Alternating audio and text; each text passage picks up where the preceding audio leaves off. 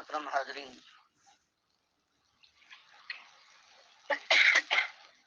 10-11 سال ہو گئے کہ اللہ کے نبی صلی اللہ علیہ وسلم ایک ہی دعوت دے رہے ہیں، اور وہ پکار یہ ہے کہ لوگوں آسمان بلند کیا ہے، اللہ نے زمین اس نے بچھائی ہے، ہوائیں وہ چلاتا ہے، ماں کی چھاتیوں سے دودھ اس نے پلوایا تھا، عقل و خرد اس نے دی ہے، اسی کے سارے احسانات ہیں، اور اس نے تم سے کچھ مطالبہ نہیں کیا ہے سوائے ایک بات کی کہ نمک کھارو، میرا نمک کھاتے ہو، میری دھرتی پر تمہاری زندگی گزر رہی ہے۔ اس سے پہلے اسی زمین پر کتنے اولیاء گزرے ہیں، کتنے انبیاء، کتنے میرے دشمن آئے ہیں، سب کو میں نے پالا تھا، میں نے پیدا کیا، اور سب کو میں نے ایک ہی امتحان میں ڈالا تھا، ایمان کے امتحان میں، کہ فلا تجعلوا للہ اندادا وانتم تعلمون۔ بڑے ہوش مند اور ہوشیار ہو، ہر مسئلہ تمہاری زندگی کا ہے، کس طرح سے بڑھ چڑھ کر اس کے متعلق زبان کھولتے ہو، کیسے کیسے انوکھے انداز اور کیسے مضبوط فیصلوں کے ساتھ تم سامنے آتے ہو۔ اور یہ کتنی سادی اور صاف بات ہے کہ تمہاری زندگی اور زندگی سے متعلق جو چیز ہے یہ سب میرے احسان کی مظہر ہے، اور صرف تم ہی نہیں بلکہ تم سے پہلے اس دنیا میں جتنے آئے تھے، چاہے وہ میرے کسی قسم کے بندے ہوں، نہ فرمان ہوں، نہ شکرے ہوں، نمک حرام ہوں، سب میرے احسان میں دبے ہوئے تھے، میرے ہی ان کے اوپر اثر تھا۔ تو ان میں سے بعض ظالموں نے نمک حرامی کی انتہا کر دی کہ میرا کھانے کے بعد میرے بندوں کو انہوں نے گن گایا، ان کی پوجا، ان کی پکارے، ان کی پرستش کی۔ کچھ رہے ایسے اللہ کے، اور میرے بندے اللہ نے فرمایا ایسے فرما بردار رہے، نمک حلال رہے، وفا شیار رہے، کہ انہوں نے مجھے اپنا مالک مانا، میرے سامنے سر جھکایا، خطائیں ہوئی پھر توبہ کر کے پلٹے، دنیا کو بھی ہوشیار کیا، بات کھول کر ان کے سامنے لائے کہ دیکھو بھائیو ایک ہی مسئلہ ہے، اللہ فرماتا ہے وما خلقت الجن والانس الا لیعبدون، کہ انسان ہو یا جن کو ہم نے مکلف بنایا ہے، جن کو ہم نے آزمایا ہے، امتحان کی لیا ہے، ایک ایمان کا امتحان، بندگی اور تقوی کا امتحان، صرف ایک ہی امتحان ہے کہ صرف تم بندے اس کے ہو جس نے تمہارے ساتھ سب کچھ کیا ہے، تمہارے بدن کا ایک ایک رونٹا، ایک ایک بال اس نے پیدا کیا، تمہاری زندگی کسی جگہ پر کسی اور کا ہاتھ، کسی اور کی احسان کی کوئی کوشش یا کوئی ایسی نعمت تم بتا سکو کہ جو کسی اور کا ہوا کیا ہو، تب تو بات آ۔ تو یہی بات اللہ کے نبی صاحب نے بتائی قوم کے سامنے آ کر اس انداز سے کہ قولوا لا الہ الا اللہ تفلحوا، کبھی اس انداز سے کہ دیکھو ایک ہی مسئلہ ہے، امتحان ہے، وہ ایک بات کا ہے کہ اللہ کے بندے ہو اور بندگی ثابت کر دکھاؤ اپنی زندگی سے، اس کی بات مانو، اس کی پوجا ہو، اس کی پکارے ہوں، اس کی نظر و نیاز ہو، اس کے دوستوں کے ساتھ اپنی جان چھڑکو ان پر، اور ان کے دشمنوں کی آنکھوں میں آنکھیں ڈال کر ان کو سمجھانے کی کوشش کرو، اور نہ مانے تو للکارو، اور اس کے بعد اپنی جان اور مال کی توانائیاں ان کے خلاف استعمال کرو، یہاں تک کہ یا تو تم اس دنیا سے ایمان کے ساتھ اللہ کے پاس پہنچ جاؤ، اور یا ان کا سر اللہ کے سامنے چھوٹ جائے۔ یہ ایک بات شروع میں جب اٹھی ہے تو بات یہی ہے، لیکن انسان کو ہوشیار کیا گیا ہے کبھی اس انداز سے کہ اذا السماء انشقت،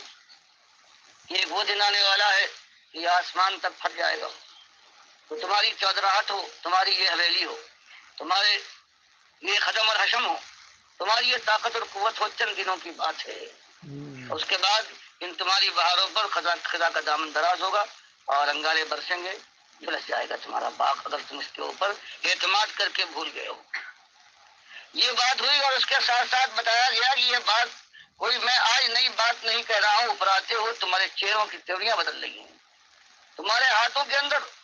تمہاری غریں اور تمہارے عضلات تن رہے ہیں. کبھی تمہارے منہ سے گالی نکلتی ہے، کبھی تم خاک اڑاتے ہو میرے اوپر، کبھی گالیاں دیتے ہو. لیکن ان ساری باتوں کے باوجود تمہارے سامنے خیر خواہی کی ایک ہی بات کہتا ہوں، تم سے ایک کوڑی نہیں چاہتا، اور وہ بات یہ ہے کہ لا حکم الہ واحد لا الہ الا اللہ. یہ اصلی بات ہے کہ تمہارا الہ ایک الہ ہے، لا الہ الا، اس کے علاوہ کوئی اور تمہارا الہ نہیں. اور عرب جانتے تھے کہ الہ کے معنی کیا ہے، عربوں کو معلوم تھا کہ الہ کے معنی کیا ہے، ان کی زبان تھی. الہ وہ ہے جو اختیار رکھتا ہو سارا، جو نفع اور ضر اپنی مٹھی میں رکھے اور جس کے ساتھ چاہے وہ منفعت کا معاملہ کرے اور جس کو چاہے سختی میں ڈال دے. وہ جو زندگی اور موت پر قادر ہے، وہ جو گودوں کا بھرنے والا ہے، جو کھیتیوں کو مردہ زمین کو جلانے والا ہے، اور جو سر چیز کے اوپر قادر ہے اور سب کے اوپر قہار ہے. یہ سننے کے بعد جب ان سے یہ کہا جاتا تھا کہ یہ تو ہے معاملہ ایمان کا، اس کی طرف میں تم کو دعوت دیتا ہوں، اور تمہارے یہ سردار ہیں جن کے پاس طاقت اور قوت ہے، وہ تو خود سری کی انتہا کر رہے ہیں. مالک کو بجائے اس کے اس کو اپنی خاطر میں لائے، مالک کے مقابلے میں انہوں نے اپنے اور مالک بنا لیے ہیں کہ یا خود مختار بن گئے ہیں. اور یہ اللہ کے ساتھ بہرحال نمک حلالی نہیں ہے، مفاشیالی نہیں ہے. اور دروں کی اس زندگی کے بعد جو موت آنے والی ہے، اس کے اندر صرف جو فیصلے کا دن آئے گا تو اسی ایک بات پر فیصلہ ہوگا کہ کس نے مالک کا کھانے کے بعد مالک کے سامنے سر جھکایا ہے اور کون نمک حرام رہا ہے. یہ بات بڑی ہے. اللہ کے نبی صلی اللہ علیہ وسلم اسی بات کو مختلف انداز سے بیان کرتے ہیں. کبھی قرآن کی ہدایت پر بیان کرتے ہیں کہ میری کوئی نئی بات نہیں ہے. اس سے پہلے دیکھو، سب سے پہلے رسول جو آیا ہے اپنی مشرک قوم میں جو ایک ظلم ہے جس کو اللہ تعالیٰ مالک اپنے لیے گالی کہتا ہے، جس کو مالک کبھی برداشت نہیں کرتا، تو کہتا ہے فلا تجعلوا للہ اندادا وانتم تعلمون، کہ میرے بندوں سب کچھ میرا ہے، میرے ساتھ میرے بندوں کو برابر اور شریک اور ساجھی نہ کرو. ایک مسئلہ ہے، فرمایا یہی ایک مسئلہ. پہلے رسول جو آئے ہیں مشرک قوم کے اندر حضرت آدم کے بعد، انہوں نے یہی ایک مسئلہ، یہ اصلی مسئلہ ہے جس میں تم کو آزمایا گیا ہے کہ یا قومی عبد اللہ ما لکم من الہ غیرہ، کہ تمہاری دنیا میرے سامنے ہے، تمہاری طاقت ہے، تمہارے پاس جبروت ہے، تم عیش اڑاتے ہو، تمہاری اکثریت کا عالم یہ ہے. لیکن تم نے اللہ کے ساتھ وہ ظلم کیا ہے کہ اس کی کبریائی کی چادر پر ہاتھ ڈالا ہے. اور اللہ کے 5 بڑے نیک بندے تھے جو اس کو پوچھتے اس کو پکارتے تھے، تم نے ان کو اوپر اس کو ڈالنے کی کوشش کی، ان کو اڑایا ہے. کسی کو تم نے مشکل کشا بنایا ہے، کسی کو داتا پکارتے ہو، کوئی تمہارا غوث ہے، کوئی بندہ نواز، کوئی بندہ پرور ہے، کوئی مجیب الدعوات سنت. یہ اللہ کے نیک بندے تھے، اللہ کے سامنے جھکتے تھے، یہ تم نے کیا قدم اٹھایا ہے. اور مالک فرماتا ہے 950 سال تک اللہ کا بندہ اسی دعوت کو دیتا رہا، نماز اور روزے اور حج زکات کا کوئی موقع ہی نہیں آیا. کہ اس 950 سال کی دعوت کا انجام مالک فرماتا ہے وما آمن معه الا قلیل. 950 سال کے اندر چند اس کی قوم کے لوگ تھے جو اولیاء اللہ کی بندگی سے الگ ہو کر توحید کی طرف آئے. آخرکار اس نے دعا کی کہ مالک انی مغلوب فانتصر، مالک میں نے اپنی سی کر دیکھی ہے، سب کچھ میں نے کیا. قوم کو حادثہ سمجھایا، اندھیرے اجالے میں، آواز کے ساتھ، رازداری کے ساتھ، ہر انداز سے میں نے سمجھایا ہے. ایک ہی طرف بلایا ہے میں نے کہ آؤ اپنے پروردگار سے اپنی خطاؤں کی، اور وہ شرک وہ خطا ہے کہ پروردگار بغیر توبہ کے معاف نہیں کرتا. تو لوگوں معافی مانگو، اللہ تمہارے اوپر آسمان کو رحمتوں کا دھارا بنا کر برسا دے گا. جو تمہارے پاس آج ہے اس میں اور اضافہ کرے گا. باغات کی ریل پیل ہوگی، تمہاری اولادوں تمہاری آبادی بے انتہا ہو جائے گی. اللہ کی رحمت ہے اس دنیا میں جب تک زندہ ہو برسیں گی، اور اس کے بعد جنت کی بادشاہت کے لہراتے ہوئے باغات تمہارے قدم چومنے کو آگے استقبال کے لیے آگے بڑھیں گے. مالک فرمایا 950 سال تک ہمارے اس بندے نے اپنی قوم کے اندر اپنا کلیجہ نکال کر ڈال دیا، اور سوائے گنتی کے لوگ ایمان لائے ہیں. پھر جب وہ تنگ آ گیا ہے اس نے ہم کو آواز دی تو ہم اس کے بعد کو پہنچے ہیں. اور ایسا ہم نے طوفان برپا کیا ہے کہ آسمان کو حکم دیا، اس نے اپنے دہانے کھول دیے، اور زمین نے اپنا پانی باہر نکال دیا، یہاں تک کہ خشکی کے اوپر سمندر موجیں مارنے لگا. اور پھر ہمارا ایسا فیصلہ ہے، سوائے چند مومنوں کو ہم نے کشتی میں سوار کیا ہے، اور اپنے اس پیغمبر کی 950 سال کی اس کوشش کے باوجود جب اس کا بیٹا ایمان کے بجائے توحید کی بجائے قوم کے شرک میں مبتلا رہا تو اس کی آنکھوں کے سامنے مجھے ڈبو مارا ہے۔ اور جب اس نے ہم سے فریاد کی کہ مالک تیرا وعدہ تھا کہ تو میرے اہل کو بچائے گا، تو مالک نے انتہائی سختی کے ساتھ کہا یہ تیرا اہل تھا، مجھے گالیاں دینے والا یہ مشرک۔ اور بس زبان روکو، اگر تم نے اس کے حق میں، اس مشرک کے حق میں مجھ سے کوئی درخواست کی تو ظالموں میں ہو جاؤ گے۔ اور تو یہ پیغمبر کام اٹھا، اللہ سے اس کی توبہ کی، مالک میری خطا ہو گئی، اب میں اس کے لیے نہیں کچھ کروں۔ تو یہ پروردگار نے نبی صلی اللہ علیہ وسلم کی حمایت میں بات کو صاف کر دینے کے لیے کبھی یہ بھیجا اور کبھی کہا کہ یہی اس کے بعد جو مومن بچے تھے۔ اور مالک قرآن میں شرم دلاتا ہے انسانیت کہ کچھ تو شرم کو، تم بتاؤ ایمان کے ساتھ دشمنی ہے،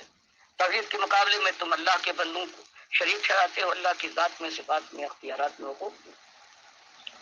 اور آج جو تم دنیا میں ہو تو بتاؤ تم کیوں، اور جو تھے دنیا میں آج موجود نہیں ہے۔ جانتے ہو کہ کائنات کی جو آبادی تھی نوح علیہ السلام کے زمانے میں، جو مومن تھوڑے بعض تفسیروں میں خیال ہے، حدیث نہیں ہے، 60 کسی نے کہہ کے 70، کل 950 سال کے اندر، لیکن اللہ جانتا ہے۔ لیکن یہ اللہ مالک فرماتا ہے اللہ قلیل، بہت تھوڑے لوگ ایمان لائے۔ تو مالک شرم دلاتا ہے، خود عربوں کے سامنے یہ بات آئی کہ ایمان کے دشمنوں آج دنیا میں تم موجود ہو۔ جانتے ہو کیوں موجود ہو؟ کہ تمہارے وہ دادا جو ہمارے پیغمبر نوح علیہ السلام کے زمانے میں تھے وہ مومن سے کشتی میں سوار ہوئے، بچے، ان کی نسل چلی، باقی ساری کافروں اور مشرکوں کی ہم نے نسل کو کاٹ ڈالا۔ تو بتاؤ تم جو آج دنیا میں ہو تو اس ایمان کی برکت ہے، اور آج تم ایمان کے ساتھ یہ سلوک کر رہے ہو۔